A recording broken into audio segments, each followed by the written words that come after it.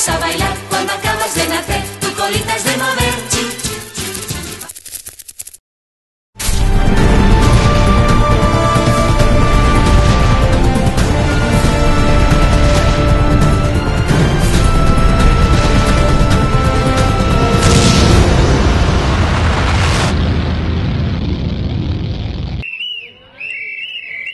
Després d'una setmana atapeïda per a la policia municipal d'Olot, avui han tornat a sortir de nou al carrer per queixar-se davant de la porta de l'Ajuntament de la ciutat.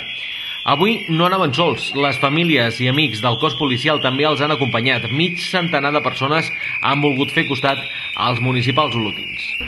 Bueno, aquesta setmana passada, el dijous, hi vam anar al ple i a l'alcalde se li va veure una mica més de ganes de negociar, que fins ara no estava per la labor, deia que no negociaria amb nosaltres.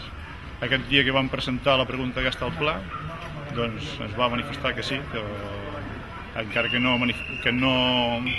negociés ell, però que sí que hi havia voluntat de negociar.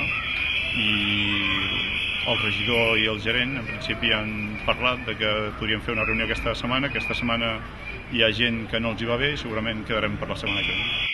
La família també és important, el pare torna per Nadal o la pancarta central sobre els sous de l'alcalde d'Olot eren alguns dels lemes de la concentració. A més, han demanat la dimissió de l'alcalde de la ciutat d'Olot, Josep Maria Coromines. En principi, com a mínim, demanem que el que ens han tret, que torni a estar al seu lloc, tal com ho teníem, i començarem les negociacions per tota la resta de reivindicacions que feien, doncs que ens ho vagin concedint.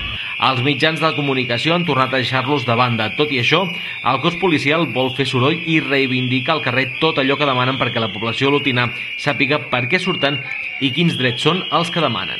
El TV Olot ja sabem com està, que és ben bé totalment controlada pels partits polítics, i la TV Nova, que des del primer moment que es va fundar ens està apoyant, o està simplement fent la informació que hauria de fer tothom.